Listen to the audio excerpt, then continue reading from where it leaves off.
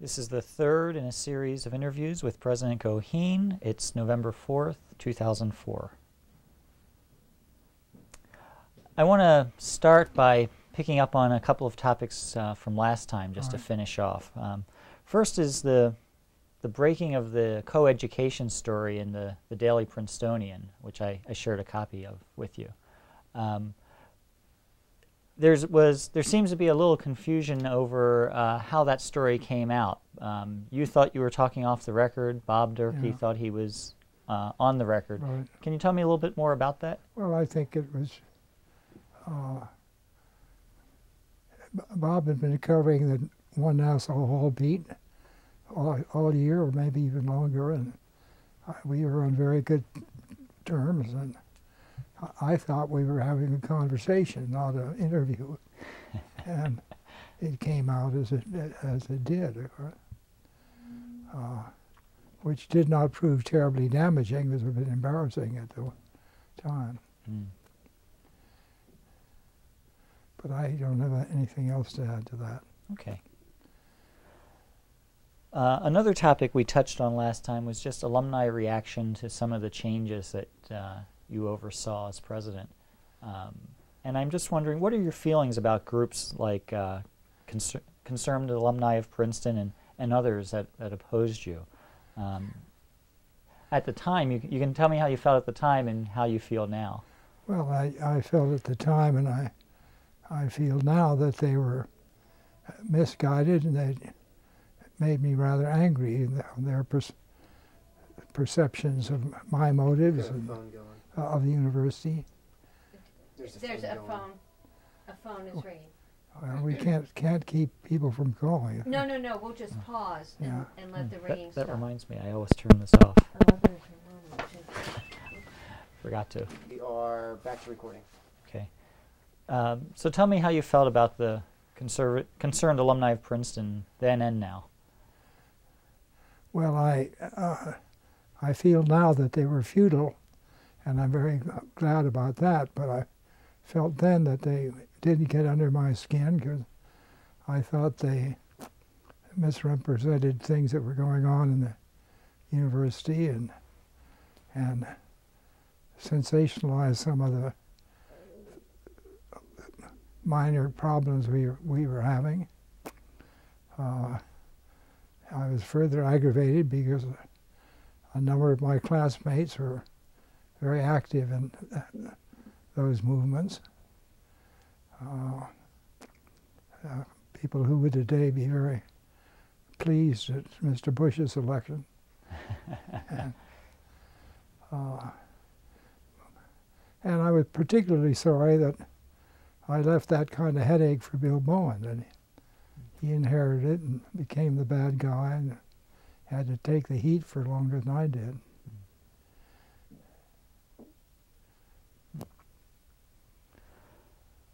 I have a number of questions about the growth and administration of your tenure.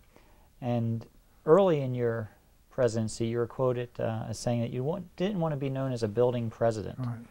Right. Yet there were, you were very successful in your term in terms of fundraising and constructing new buildings.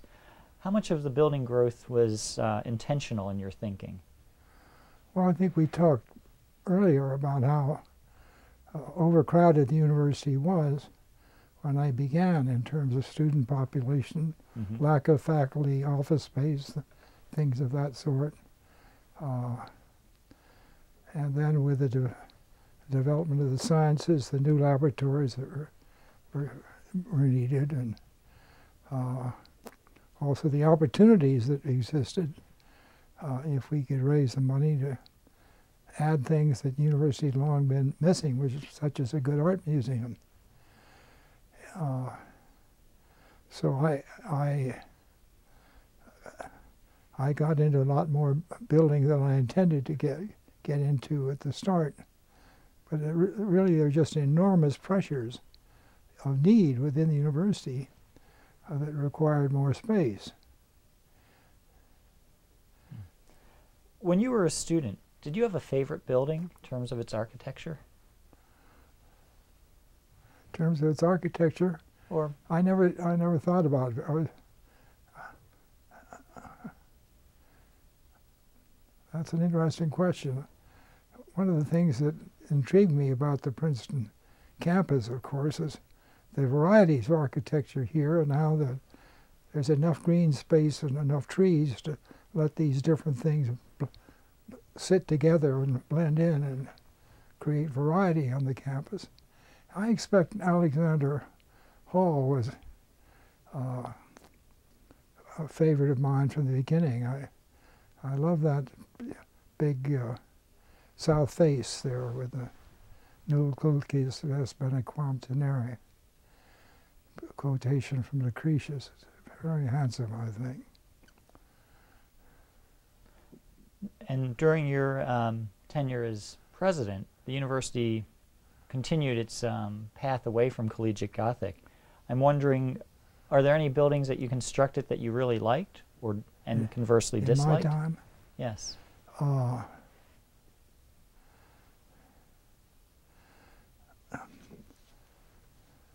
I thought that Walker Kane did a wonderful job with the Art Museum, marrying it into Marquand Hall. I thought his Jadwin Gym was spectacular and still is. Yeah. I like the math physics complex down there, whose architects escape me right now, but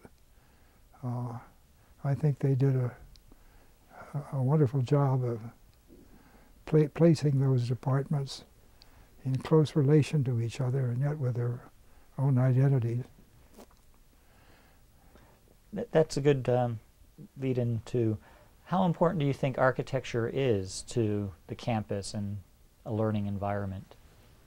Well, I'm a sentimentalist. I've always thought that the Princeton campus put its charm on virtually all of its students.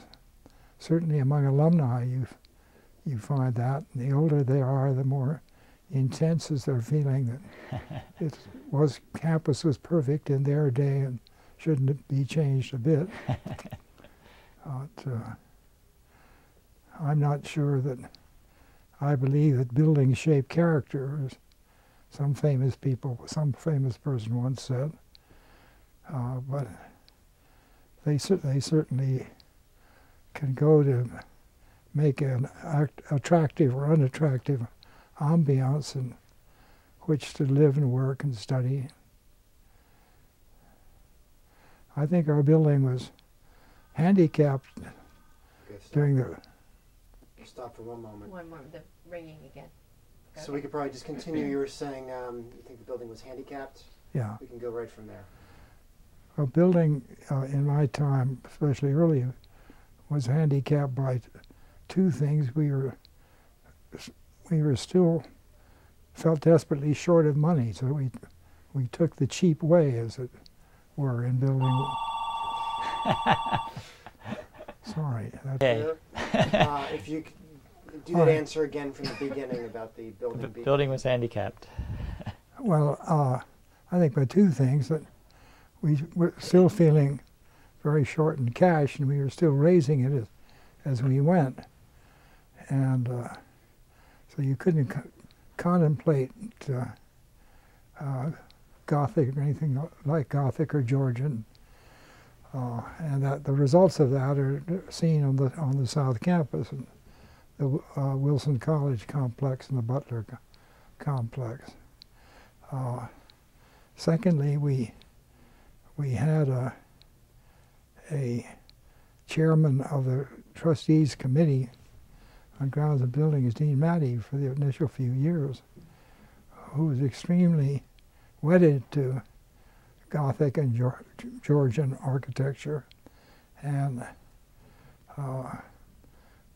couldn't be persuaded to look at really contemporary architecture, interesting contemporary architecture that was going on. Well, that loosened up over years, and a few more interesting things occurred. Yeah.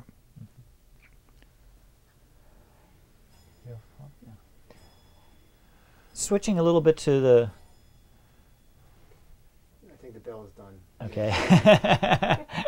Okay. During your time, the administration of the university was less professionalized, and by that I mean that counseling was amateur in the best sense of the word, and sports coaches still taught phys ed. There was no in-house lawyer. Looking back, do you see pluses or minuses that we might not be aware of? Well, I think it's a question of size, in part, and of the density of business, as it were. You know, I think as you start to grow, as you start to take on other activities. We have to stop for a moment. There we go. We got it. That was quick. Okay. You're popular, apparently. Yeah. Well, our children call and our friends call. Yeah. I'm not sure where we were when the bell went in. Well, I had just said plus or minuses. You were talking about the growth of the university. It's not just growth in terms of number of people, although that's important, but in terms of functions and involvements. You simply come to a point where you need more hands to do the job. Mm-hmm. I think at the same time on the faculty side, there's a declining interest in doing the advising of freshmen and sophomores, which had been regular. And so gradually we had to move away from that. But university's involvement beyond students and their parents and alumni kept growing and growing. Relations with the state, relations with the federal government, and it came to a point we just simply needed more hands to do them.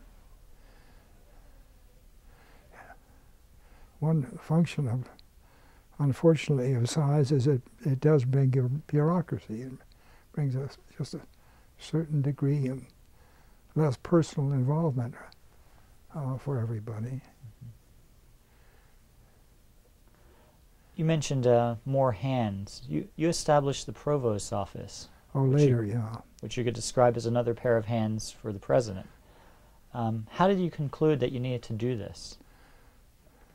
Well, I back up. I've talked before about J. Douglas Brown, the dean of the faculty, who was then the #2 official in the university, very skilled and experienced and devoted to Princeton. He carried an enormous amount of weight on his shoulders. And as he came toward retirement, it was hard to think of anybody who could replace him and do all he was doing.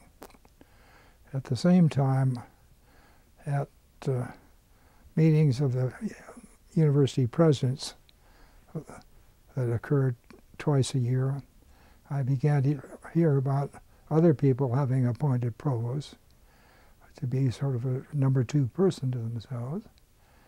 And so when I really had to face up to Doug's retirement, it seemed to me that was the way to go, to break the job in a sense into 2 parts. The dean of the faculty is dean of the faculty, but all the semi-presidential activities he'd been carrying then would go to a provost. So what was your initial concept for how you would work with the provost? Well, my initial concept, I guess, excuse me for stumbling a bit here, but I seem to be inarticulate this afternoon. You're doing fine. My idea was I needed somebody to handle a lot of important duties if I was off campus or otherwise indisposed. I needed somebody with whom I could talk about the most essential things of the university in a completely candid way, and who shared my views and ideas. And in my case, since I'm not a money person, it seemed to me very desirable to have somebody who brought real strength in the area of economics and dealing with financial issues. And Bill Bowen met all those criteria, young as he was. Yeah. Well, some have dubbed the time that you and Bowen were working together as the Goheen years. I'm sure you've heard that before, right? I've heard that, yeah. You know, it implies somehow that you were two parts of a single whole or something like that. How accurate do you think is that perspective? Well, we worked together very closely and frankly and candidly, and that's about all I can say. In retrospect, if you could do anything different, would you? No, I think that was one of the best things I did. I mean, not only for what it meant in Princeton during my tenure, but what it then meant for the next 15 years. Right. Did you foresee that the Provost's office would become a stepping stone to becoming a university president? Oh, no, I never thought about it that way at all. But I tell you, when the trustees decided they were going to have a big national search after I'd let them know I'd be retiring, I said to Manning Brown, the chair of the executive committee at that time, that I thought it was fruitless, that the best possible candidate was right down the hall, and just settled on that. Well, I don't think Manning disagreed with that completely, but I think it's sort of a matter of institutional faith that you have this search and the new guy comes in fully anointed by a wider constituency. Since we're talking about Bill Bowen, can you just reflect on him a little bit more? Oh, sure. I first came into contact with Bill when he was a senior at Denison College, and I was running the National Woodrow Wilson Fellowship Program for the Association of Graduate Schools. And the economics department here, was, especially the labor relations part of it, very eager to have him come here for his graduate work, which is what he wanted to do. But my instruction from my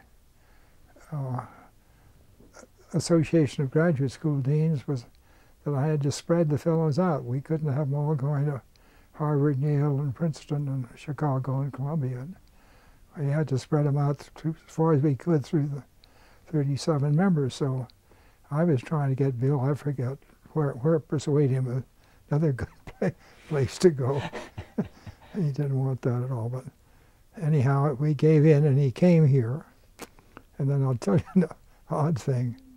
I used to play tennis occasionally on the graduate school courts with a classmate of mine who taught at Rutgers.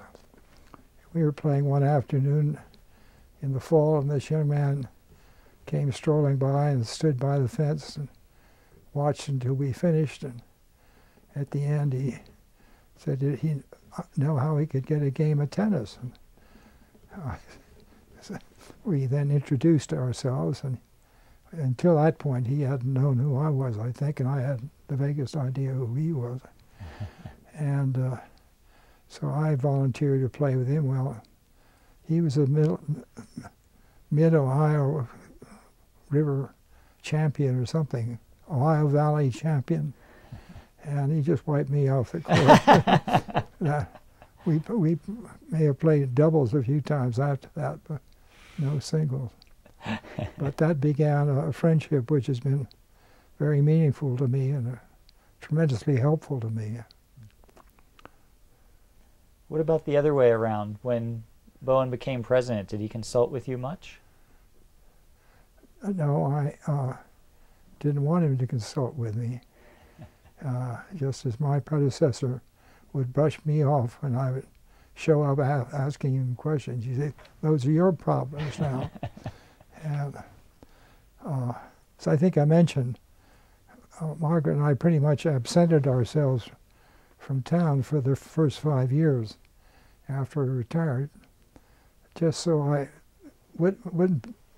people wouldn't think I was still influencing the university. I was still somehow not letting Bowen have his full shot. Right. What about Bowen's successors, Shapiro or Tillman? I think Harold did a fantastic job that I admire very much in his presidency, and especially in, well, there's so many parts of it, but he really went to work on emphasizing the importance of the faculty remaining heavily engaged in teaching and helping find instrumentalities like the McCloud Center to develop young graduate students and young and inexperienced faculty in how to perform in a classroom. I mean, that's something we all had been concerned about, but he really took hold of the problem, did a lot with it.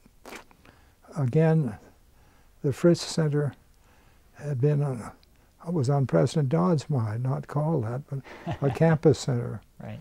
And on my mind, but it never got to be a high priority. Well, with the way the university developed by Harold Shapiro's time, especially in the graduate school, I think, it was very clear that the lack of some eating and social facility available to all members of the community, but maybe especially graduate students, was very important. Shirley is just out of this world. She can do everything superbly. I was lucky enough to have sat with her on the committee for the 250th anniversary. So I got to know her then and be very impressed by the breadth of her judgment, breadth of her knowledge and interest, and the sharpness of her judgment. And so I had a little bit of that background before she became president. And then I took an alumni college short course. Billington lectured on engineering, and she lectured on molecular biology, and we read various papers and things. And then there's a weekend preceptorial, which they each headed, and I chose to go with her, and saw her operate with 20 or so of us in the classroom. And I just think she's extraordinarily capable human being. Yeah. Mm-hmm. Did either Shapiro or Tillman ever consult with you on any matters, or did you also give them the Dodds treatment? No, I don't think either one of us asked me for advice, and I'm just as glad. Let's shift gears a little bit to the graduate school. Right. What was your vision for the graduate school as it was growing in the 60s?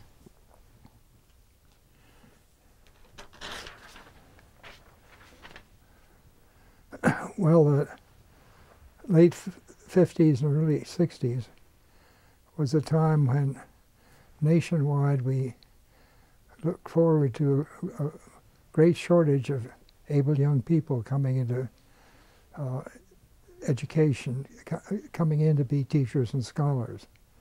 And I've been much involved in that problem when I ran the National Woodrow Wilson Fellowship Program. So I saw in the Princeton Graduate School an opportunity to start developing more faculty in the face of these needs that were to come. When jobs were plentiful, not what they've been for the last 25, 30 years. That was part of it. Also, I had an appreciation of the fact that there'd always been a lot of significant research and scholarship going on within the departments of the university. But this was a time to put more emphasis on it and push it, and graduate students for faculty to teach was one way to do that. Mm-hmm.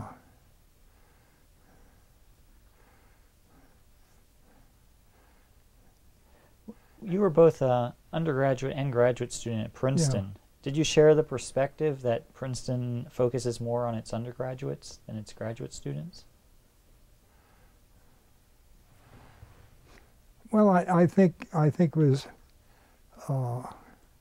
in my time as an undergraduate and a graduate student probably true. I mean, the weight of the student body was heavily on the undergraduate side. Mm-hmm. The graduate school was very small. I never was a graduate student who felt that somehow I was outside the university because I'd grown up inside it. Mm-hmm. And when I was a graduate student, I still would occasionally go down and have a meal at my club where all the seniors had been juniors when I was there. Right. I felt very much integrated, but Mm-hmm. I knew that there were graduate students who did feel that, in a sense, they were peripheral to the social life of the university, if not its intellectual life. Mm-hmm. As president, did you undertake any initiatives to address that? Well, no, we tried to get better housing for graduate students, Right. and did.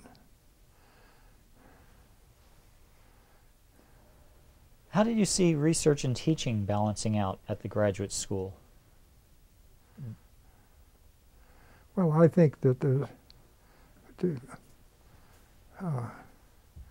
be tried. I mean, there's a very important interconnection between significant college-level teaching and scholarly activity. They feed into one another and refresh one another.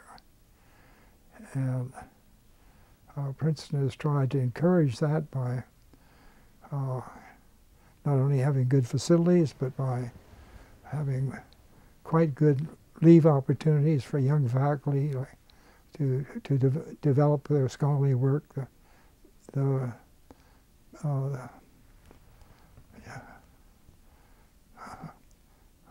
do you call it? The preceptorships. They have a name. Were started in Harold Dodd's time, but expanded considerably in my time. Bicentennial? Hmm? The bicentennial preceptors? Yeah, bicentennial preceptors. And I had advantage of that myself, that you got a year at the university's expense if you'd done well enough for 2 years for them to think they might want to keep you on. And for me, it was a very important year of learning and growth. When I went to Italy for the first time and used the library resources there, met Italian scholars, so that sort. Mm-hmm. You're aware, of course, of the conflict between Wilson's idea of the graduate college and Dean West's. Oh, absolutely. Where do you think you fit in that? I would be very much on the Wilsonian side of things. I mean, Wilson was himself a real scholar, and West was never a scholar. Mm-hmm. He was just a very senior teacher of classics and a smooth operator, I would say.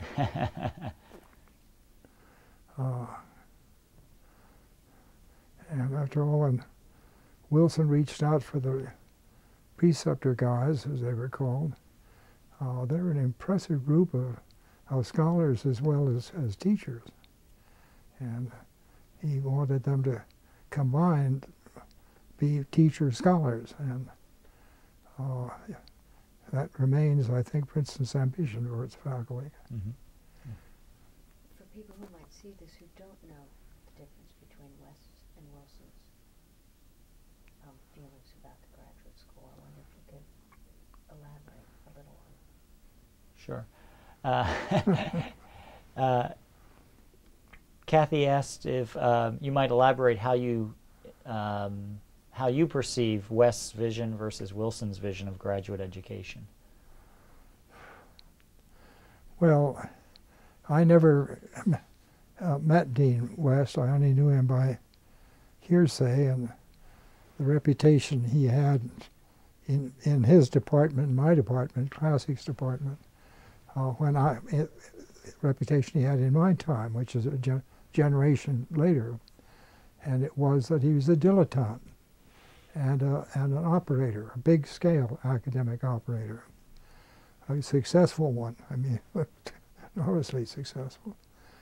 Whereas the impression I had of Wilson was from further range. I never was in his department or anything like that, but he was respected as a serious political writer and thinker. And so, pause for a moment. Phone's ringing again.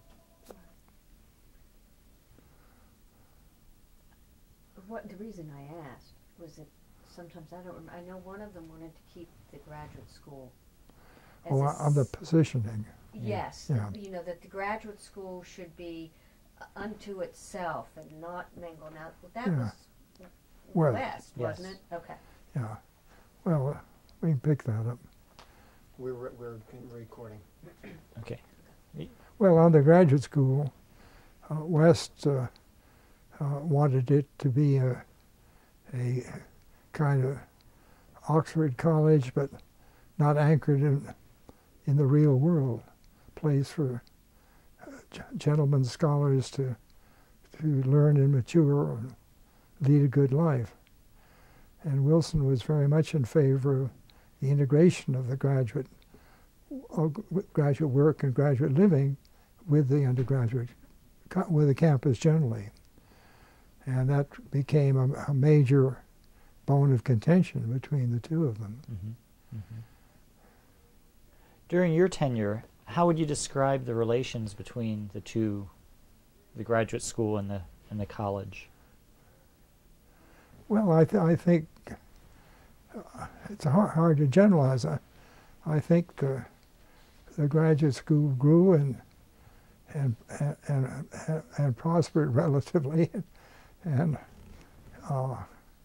without much interaction with the college, because though we've always had some graduate students doing assistantships and precepting, for many years we were very, very chary about letting graduate students do that. We wanted students basically to run up against the real faculty, be in touch with.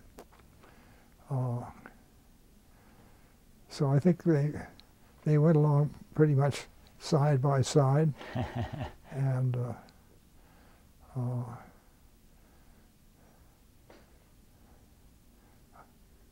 I don't think of any significant interaction between them.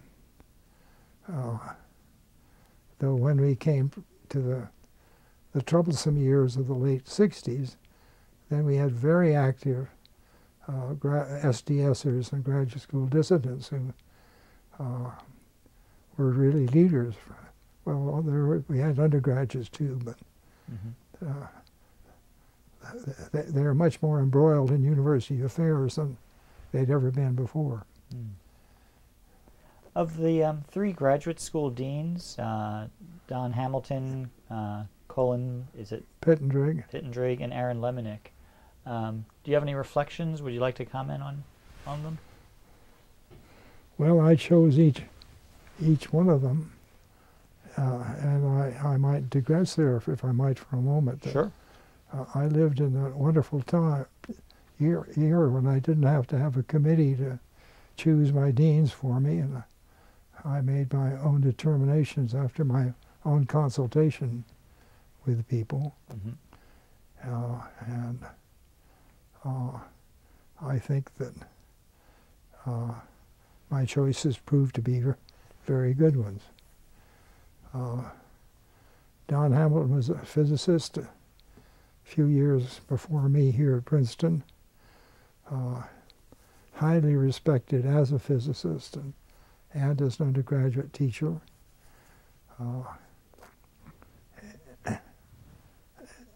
And so when I had to find a successor for Hugh Stott Taylor, who had been dean for many years, I inquired around the faculty of different departments who people thought should be good.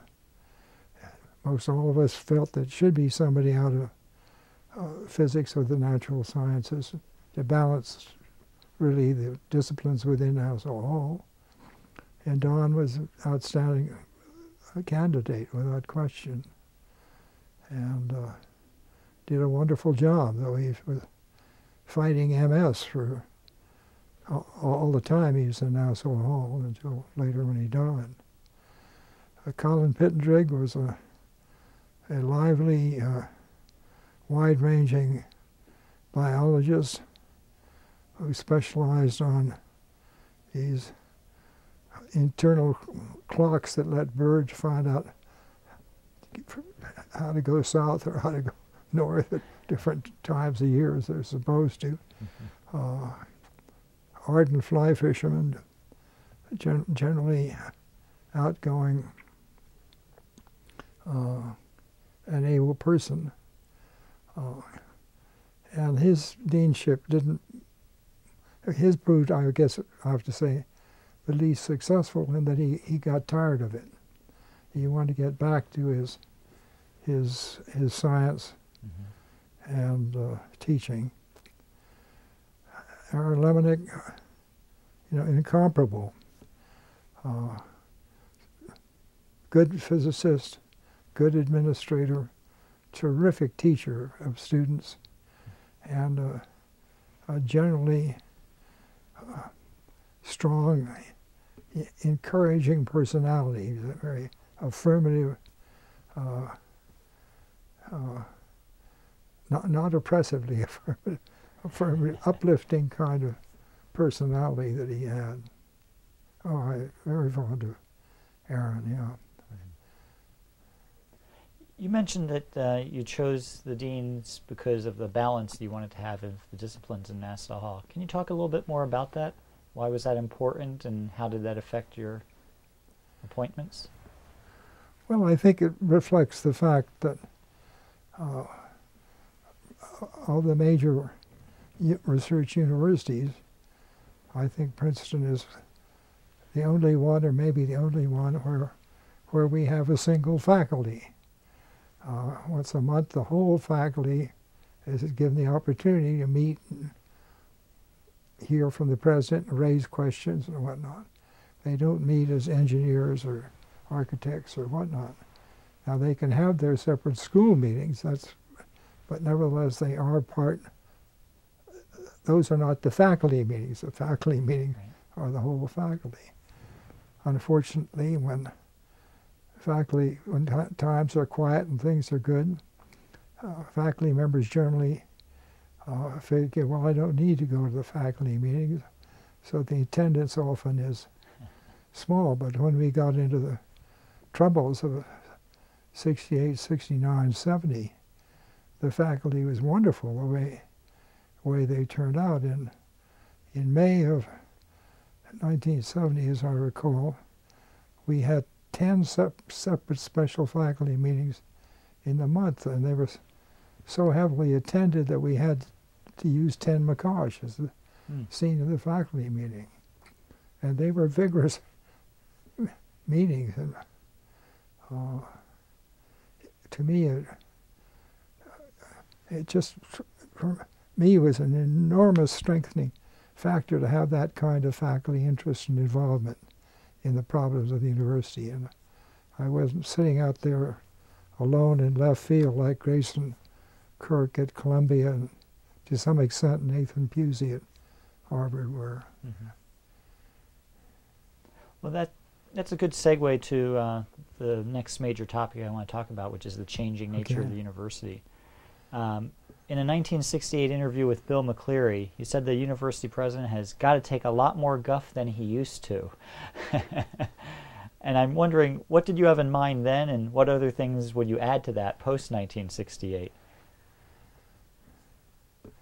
Well, it's hard to be specific, but I think I mentioned before that President Hibben, in his presidency, apparently only had office hours 2 days a week. And Harold Dodds had regular office hours, but he spent a lot of time away from the university and whatnot. Not to disparage his work, but the demands just weren't as numerous, I think. By the time I came along, Princeton was, I guess, had always been under pressure from alumni who didn't like this or didn't like that. But in addition, with the change in the clientele, the wider range of society that we were drawing from, beginning with the GI Bill, meant that there were more kinds of parents more concerned about their kids, what kind of education they were getting. So I had the deans took more of that pressure than I did. But I mean, just one more example. And then you had Princeton being criticized by state politicians for this thing or the other thing. And maybe I was just feeling sorry for myself when I said that to Bill, but sometimes I did feel a bit harassed. Well, in that same interview with Bill McCleary, you described the university president's role as a bridging force, a catalyst, a buffer, and a goad, Yeah. adding that the president's not in a position to be creative, but could stimulate others to be, and help establish conditions under which they can be creative. Yeah. How do you think the university changed during your tenure, and which ways did you intend and which were serendipitous? Well, we've talked about the development of the graduate school and the scholarly activity of the university.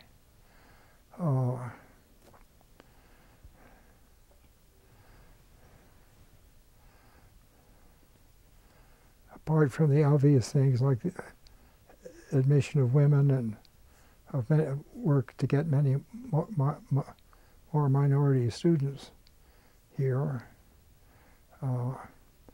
I would say that my influential role was not direct. It may have surfaced in appointments that I made for deanships or departmental chairmanship. But I really felt I was, in a sense, steering a boat which was on course going along. The two issues which were different I've mentioned. One was my belated determination that we were going to broaden the diversity of the student body, beginning roughly 1962. And that took a bit of heavy lifting on my part, because not every trustee was in favor of that. A lot of alumni were not at all in favor of that. And then the other was coeducation. Some undergraduates, especially the Daily Princetonian, had been agitating for coeducation since my day in college, practically. But it was not a matter on which I felt that there was a lot of student pressure or faculty pressure on Nassau Hall to do something about it. It was really a self-chosen decision that it was time for Princeton to make a major step that would include women in the student body in full measure. We had inched up to it, you probably know, in a few small steps that had gone well. One was in the 60s, because of the concern at Princeton and elsewhere about the lack of foreign language critical foreign language competence in many students. We ran here a critical language program that brought in 20 or so students from liberal arts colleges who wanted to do more work than they could on their home campuses in Russian or Persian or Arabic, I guess Serbo-Croatian. And so those came with our having no sexual determination on them. We took who the colleges sent us through this organized program. And that worked. Those young women were great survivors. And they would be here usually for a year, sometimes for not more than 2 years, but not as degree candidates. And then, get my dates not clear, sometime in the mid-60s, the dean of Douglas College, then known as Douglas College, the women's part of Rutgers up here. The dean was Polly Bunning, later head of Radcliffe. And she called me up one day and said, well, you have this fine young faculty person here working in Near Eastern studies, and we can't give her all she needs. Can't you take her into the Princeton graduate school? And so I decided that not just as a visitor, but as a degree candidate. We'd had women here as part-time students before. Well, this is something I had to take to the trustees because this was a big change in policy. And I remember very well in the trustee meeting, one of them getting, another one who was a good friend of mine, very much in opposition and saying this is just getting the camel's camel's head under the tent, and he shouldn't have permitted. Well, the trustees didn't agree with him and did agree with me. So that began then the admission of women as degree candidates in the graduate school, which flowered from the beginning pretty well. So we had that little background, but none of it up to the dimensions of what we were contemplating when we talked about coeducation for women. And as I look back on that, I'm astounded that we did as well as we did with our lack of experience. And we did bring in some very good women advisors, experienced women academic administrators from other institutions to advise us and guide us. But the victory really belonged to those entering young women. They're terrific. Their courage and their willingness to laugh at our stupidities and awkwardnesses was wonderful. We're 10 minutes left on this tape. I think we'll keep going. Yeah. Okay. What about the curriculum? Earlier, other day off camera, you said you wanted to talk about that. So what's on your mind with curricular changes? What was on my mind the other day, I can't possibly tell you today. And one of the... you said there were great changes in the curriculum.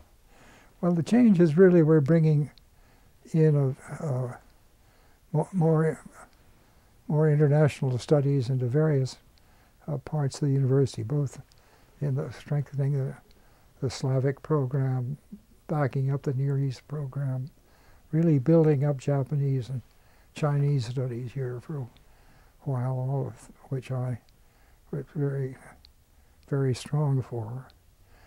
And there's a lot of faculty interest in that.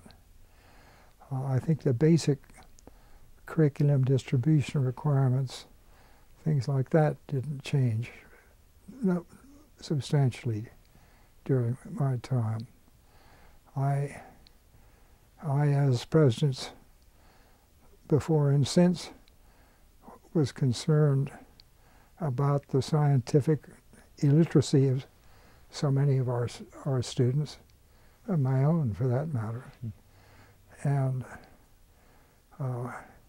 had appointed a faculty committee which worked for a couple of years trying to see what could be done to develop coursework which would appeal to scientific coursework, which is in the sciences or engineering, which would appeal to non-sciences. Some of those courses were offered for a while, but there's not much faculty backing for that, and there's not much student interest in it. So I was intrigued that when Harold came along, he was talking about that, and Shirley picked up the ball, was working on that.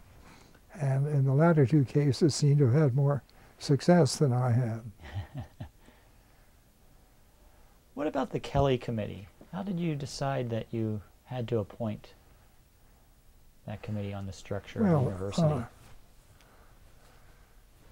At some point, when it would have been 1967 in the spring, I'm not sure of the date,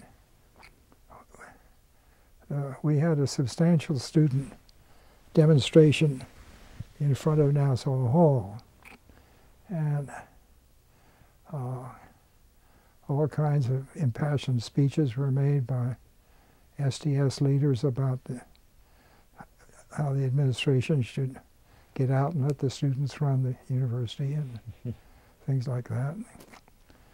And I was there and I listened to all of this and stood up and said I had heard what they said, but I still didn't think Princeton was prepared to turn itself over to students. But I'd always welcomed faculty and student involvement in the affairs of the university when they had something meaningful to offer. And I was quite prepared to appoint a committee who would look at these issues. Well, that was that for then, but we quickly, with Bill Bowen and great help, got together a committee headed by Stanley Kelly, came to be known as the Kelly Committee, to take a serious look at what could be done at Princeton that would in a more meaningful way, involve faculty and students in the governance of the institution and improve communications and so on. It was a committee which included from the beginning not only students and faculty and staff, but among the students included a number of very active SDSers. So they couldn't say we had stacked the cards against them. Mm-hmm. Well, Stan Kelly took hold of that and ran with the ball extraordinarily skillfully and judiciously, and brought it along and made so much progress that the SDSers got fed up. They couldn't outmaneuver him or outthink him or whatnot, and they quit, which was fine from our standpoint.